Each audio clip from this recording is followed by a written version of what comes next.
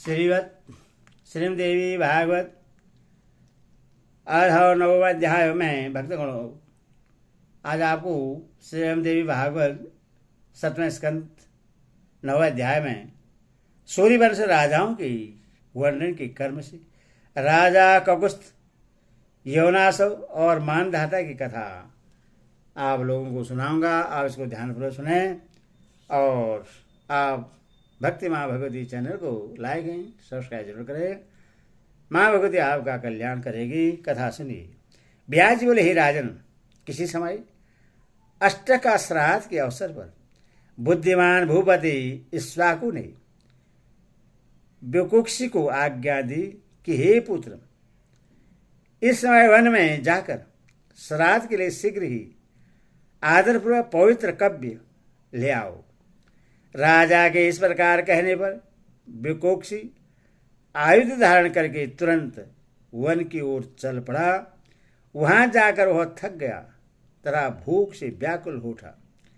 इस कारण से वह अष्टक का श्राद्ध की बात भूल गया और उसने वन में ही एकत्र किए गए श्राद्ध द्रव्य के कुछ अंश का भक्षण कर लिया और बचा हुआ लाकर पिताजी को दे दिया। तब प्रोक्षण के निमित्त समस्त लाए गए उस कव्य को देखकर और फिर उससे श्राद्ध के लिए अनुपयुक्त जानकर मुनिश्रेष्ठ गुरु वशिष्ठ अत्यंत कुपित हो उठे। भोजन से शेष बचे हुए द्रव्य का श्राद्ध में प्रोक्षण नहीं करना चाहिए, ऐसा नियम है। इस पाग दोष के विषय में वशिष्ठ ने राजा को बता दिया।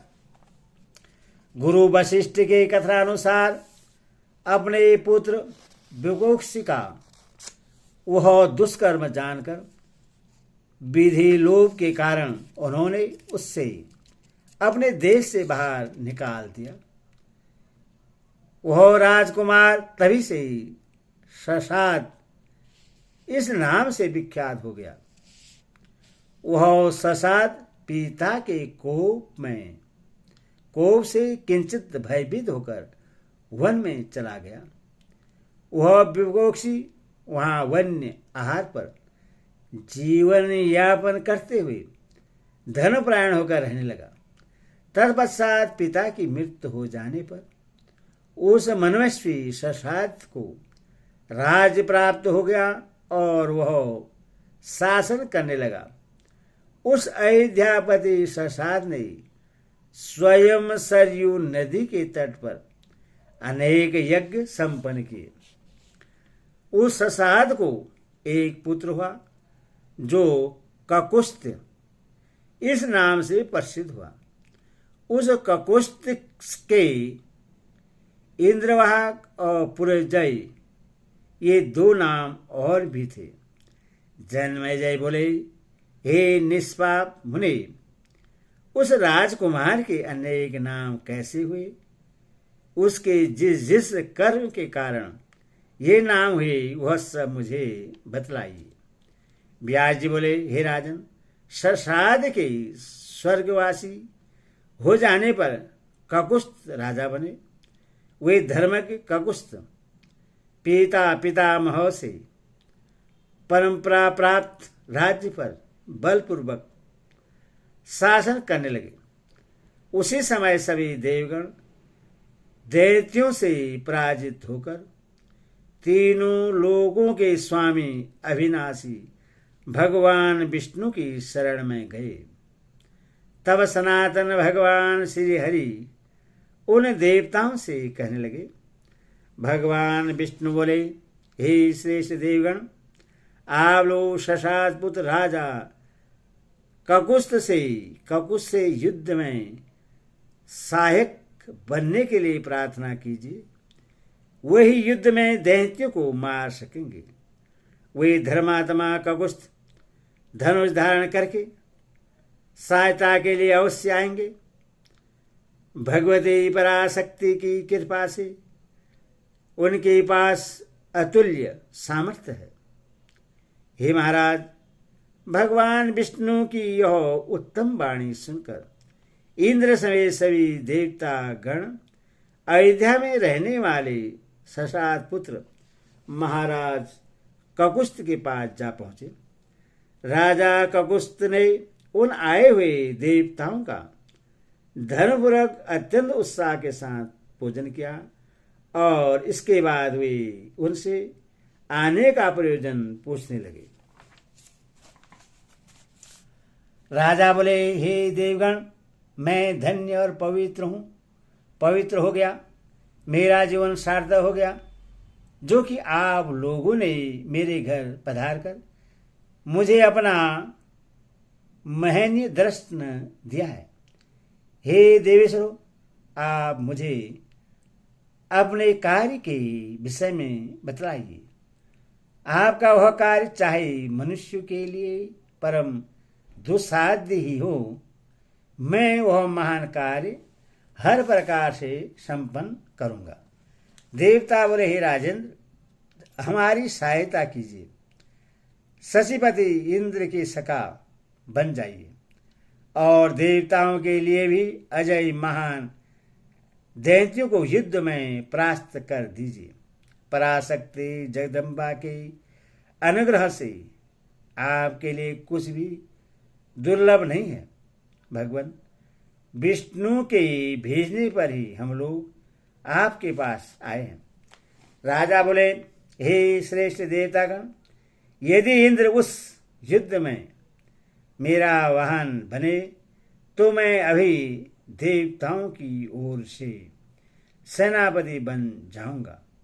मैं इसी समय इंद्र पर आरूढ़ होकर युद्ध क्षेत्र में जाऊंगा और देवताओं के लिए युद्ध करूंगा। मैं यह सत्य कह रहा हूं। तब देवताओं ने इंद्र से कहा, हे शचीपति, इस समय आपको यह अद्भुत कार्य करना है। आप लज्जा छोड़कर राजा ककुस्त का वाहन बन जाइए। उस समय इंद्र बड़े संकोच में पड़ गए। फिर भगवान श्री हरि की बार बार प्रेरणा करने पर वे तुरंत एक ऐसे वृक्ष के रूप में प्रकट हो गए मानो भगवान रुद्र के दूसरे महान नंदी ही हों।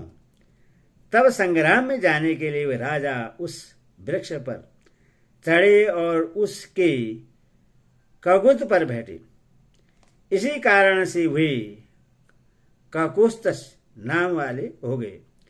उन्हें इंद्र को अपना वाहन बनाया था, इसलिए वे इंद्रवाहक नाम से प्रसिद्ध हुए और उन्हें दैत्यों के पूरे नगर पर विजय प्राप्त की थी, इसलिए पुरजयी नाम वाले भी हो गए।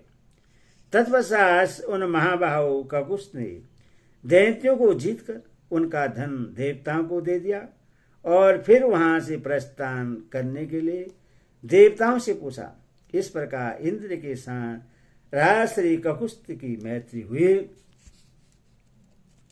महाराज ककुस्त महान प्रसिद्ध राजा थे। उनके वंश में उत्पन्न सभी राजा काकुस्त नाम से पृथ्वी लोक में अत्यधिक प्रसिद्ध हुए। राजा ककुस्त की धर्मपत्नी के गर्भ से एक महाबली पुत्र हुआ जो अनेना नाम से विख्यात हुआ। उस अनेना को एक पृथु नाम पराक्रमी पुत्र हुआ। उसे साक्षात भगवान विष्णु का अंश कहा गया है। वह पराशक्ति जगदम्बा के चरणों का उपासक था। उन पृथु के पुत्र रूप में राजा विश्वरंधी को जानना चाहिए। उन विश्वरंधी के चंद्र नामक परम ऐश्वर्यशाली पुत्र हुए। वे चंद्रवंश की वृद्धि करने वाले कहे जाते हैं। उनके पुत्र योनासव थे जो परम तेजस्वी महान बलशाली थे। उन योनासव के सावंत नामक परम धार्मिक पुत्र उत्पन्न हुए। उन्होंने इंद्रपुरी के समान प्रतीत होने वाली सावंती नाम की पुरी का निर्माण कराया। उन महात्मा सावंत के बृहदस्थ नामक पुत्र हुए और बृहदस्थ के पुत्र राजा कुबल्यास हुए। उन कोल्यास ने धंधु नामक दैत्य का सहार किया। तभी से उन्होंने पृथ्वी लोक में धंधुमार नाम से परम प्रसिद्धि प्राप्त की। उनके पुत्र दृणासव हुए, जिन्होंने पृथ्वी की भली भांति रक्षा की। उस दृणासव के पुत्र श्रीमान हर्षव कहे गए हैं। उन हर्षव के निकुम नामक पुत्र कहे गए हैं। वे महान राजा हुए। निकुम के पुत्र ब्रहणासव और उनके पुत्र कृशासव हुए। उन कृशासव के प्रसेनजित नामक बलवान तथा सत्य पराक्रमी पुत्र उत्पन्न हुए और प्रसेनजित के एक भाग्यशाली पुत्र उत्पन्न हुए। वे यवनासव इस नाम से प्रसिद्ध हुए। उन यवनास के पुत्र श्रीमान राजा मानधाता थे। हे मानत, उन्होंने भक्ति जगदम्बा को प्रश्न करने के लिए महातीर्थों में 1008 देवालयों का निर्माण कराया था। ये माता के गर्भ से जन्म न लेकर पिता के उदर से उत्पन्न हुए थे। पिता की कुशिक का भेदन कर उन्हें वहां से निकाला गया था। राजा बोले, हे महाभाग व्यास जी, उन महाराज मानधाता के जन्म के विषय में जैसा आपने कहा है वह तो असंभव सी घटना है। मैंने ऐसा न सुना है और न देखा ही है। अब आप राजा मानधाता के जन्म का वृत्तांत विस्तार पूर्वक बतलाइए। वह सर्वांग सुंदर पुत्र राजा यवनासव के उदर से जिस प्रकार उत्पन्न हुआ उससे कहिए। व्यास जी बोले, हे राजन, परम धर्मनिष्ठ राजा यवनासव संतानहीन थे। उन महाराज की 100 रानियां थी, किंतु किसी से भी संतान न होने के कारण वे प्राय चिंतित रहते और संतान के लिए नित्य सोच में पड़े रहते थे। अंत में अत्यंत दुखित होकर वे यवनासव वन में चले गए। वहां ऋषियों के पवित्र आश्रम में रहते हुए वे महाराज यवनासव सदा खिन्न रहते थे और व्यथित होकर सदा दीर्घ श्वास छोड़ते रहते थे।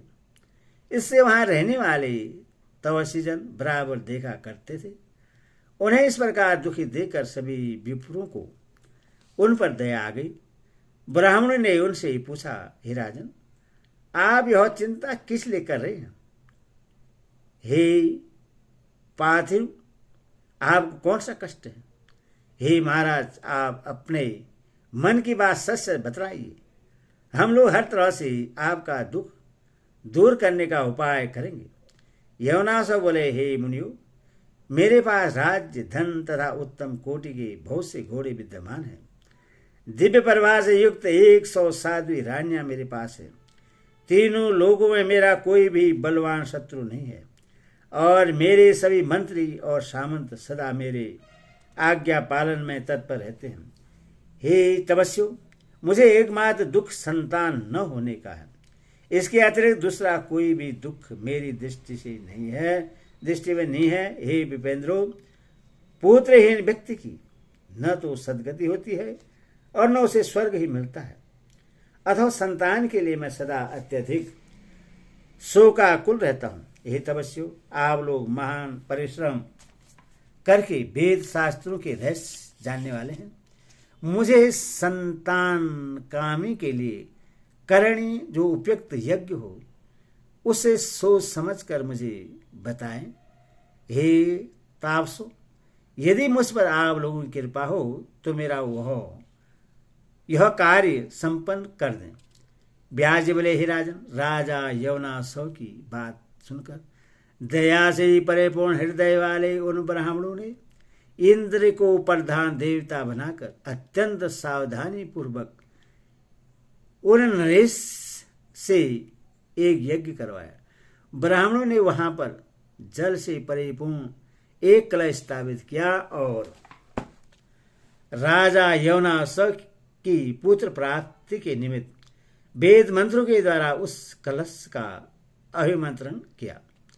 राजा यवनासव को रात में प्यास लग गई, जिससे वे यज्ञशाला में चले गए और वहां कहीं भी जल न देखकर तथा ब्राह्मण को सोता हुआ देखकर उन्होंने कलश वाला अभिमंत्रित जल स्वयं ही पी लिया।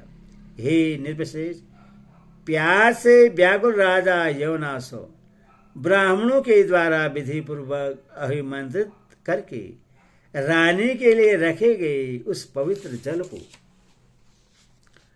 अज्ञान पूर्वक पी गए। तत्पश्चात कलश को जल विहीन देकर ब्राह्मण सशंकित हो गए। उन विप्रों ने राजा यवनासव से पूछा कि इस जल को किसने पिया है। स्वयं राजा यवनासव ने जल पिया है। इस बात को जानकर और देव सबसे बढ़कर बलवान होता है यह समझकर उन महर्षियों ने यज्ञ संपन्न किया और बाद में वे अपने अपने घर चले गए। तदंतर मंत्र के प्रभाव से राजा यवनासव ने गर्भ धारण कर लिया। तब गर्भ के पूर्ण होने पर राजा की दाहिनी कोख का भेदन करके वे मानधाता उत्पन्न हुए। राजा के मंत्रियों ने पुत्र को बाहर निकाला। देवताओं की कृपा से राजा यवनासव की मृत्यु नहीं हुई। तब चिंतित होकर मंत्री लोग यह कहकर जोर से चिल्ला उठे, यह कुमार किसका दूध पिएगा। इतने में इंद्र ने उसके मुख में अपनी तर्जनी अंगुली डाल दी और ये वचन कहा, मां धाता अथार्थ यह मेरा दुग्ध पान करेगा। वही मानधाता नामक महान बलशाली राजा हुए। हे राजन, इस प्रकार मैंने उनकी उत्पत्ति का विस्तार पूर्वक वर्णन आपसे कर दिया। यदि श्रीमद्देवी भागवत महापुराण षष्ठादशस्त्रं सहितानां सत्वस्कन्धे मानधाता उत्पत्ति वर्णन नाम 9 अध्याय। हरि ओम।